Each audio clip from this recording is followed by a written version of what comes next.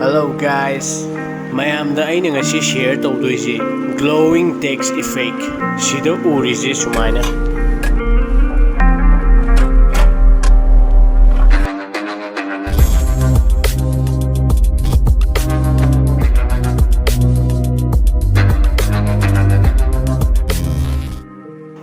Okay guys, ahanbada Picsart application open tawrani. Loading loire harakanda makhagi plus icon jida nammani. Mathang edit a photo da click tawraga edit tawgadawa photo do application manungda pusanbirani.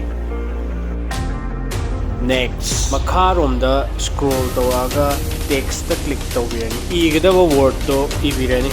For example, aishda believe fana ire. Iba loyaga khoi dan da click tawrani. Yet lomgi mathak lomda tick da namani. Yet lomda font makan leire. Scroll tawraga koi apamba font to koi khanbe yare. Sida apamba yaudragadi discover icon da click tawraga apamba font to koi thiba yare.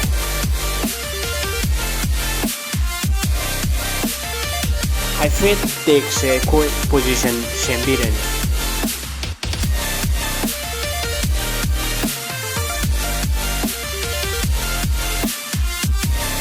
Yare harakanda makharom da scroll tawraga akhoi shadow da click tawbirani. Text se hyphen se da glow ohinaba semdo. Ai angong boina ngalhange na khale. Aduna color da click tawraga ai white selector. Next, adjust the click tawraga animak full da lekat pire. Mathang position da click tawraga animak 100 thambire. Ai text kitang kolhan gena khalle aduna band da click tawraga hyphen shame.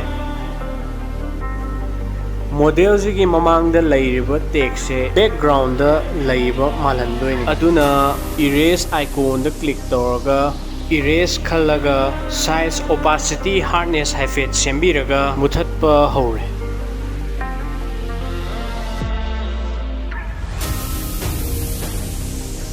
Hyphen zoom tawsanbiraga ka hena muthatkiba gaido restore da click tawraga hyphen adjust tawbiraga aikhoi semba hore.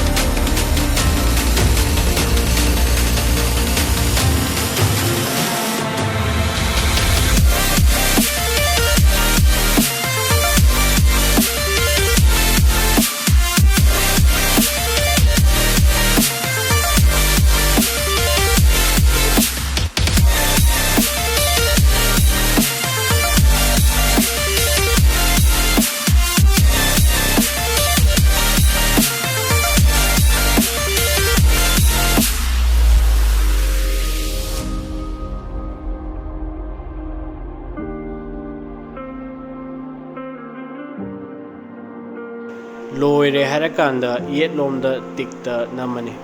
Oirong mathakta tikta namaga text siga photo siga punjalani. Makharom da scroll tawraga draw icon da click tawraga draw select tawbirani. Adjust da click tawbiraga hyphen adjust tawraga color da click tawbirani white machu khallani. Hyphen photo se zoom out tawsanbiraga aikhoi white machu loi sangjanbirani. Horen light mangan semaktoini.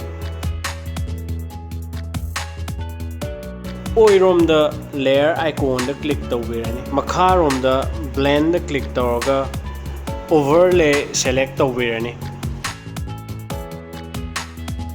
Erase icon da click tawraga हाइफेट photo जे zoom तौसनबीरगा मथक लोमदा adjust द click तौरगा size opacity hardness हाइफेट सेमगा अखोय लाइटिंग जे सेमबा होबीरनी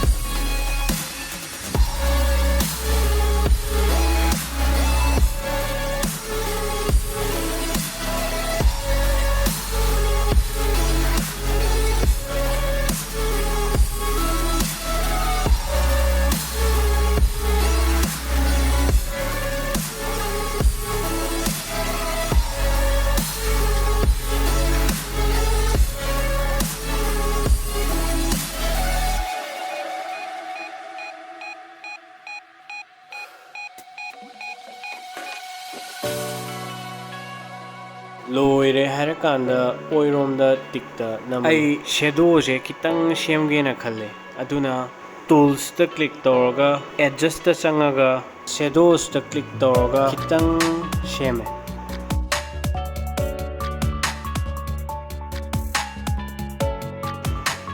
बैकग्राउंड जे कितंग ब्लर ओहेनी अदुना आई इफेक्ट्स क्लिक तौर ब्लर खल्ले मोशन ब्लर सेलेक्ट तौर हाइफेट एडजस्ट तौबीरे मथक लोमदा इरेज आइकॉन द क्लिक तौबीरगा इरेज सेलेक्ट तौरगा हाइफेट एडजस्ट तौबीरगा जूम तौसलगा तप तपना मुथलगा सेमबा हौरे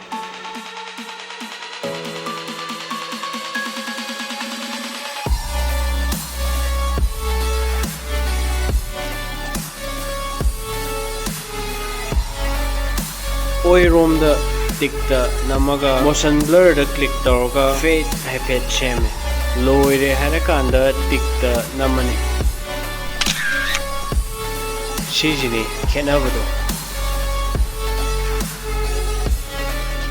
सिदा लोइरे सेमबा गैलरी द सेव तौसलो थैंक्स फॉर वाचिंग मैम वीडियो जे नुआई तारे लाइक एंड सब्सक्राइब तौबिरो ओके बाय गाइस मथंगी वीडियो द मुक थेंगरजे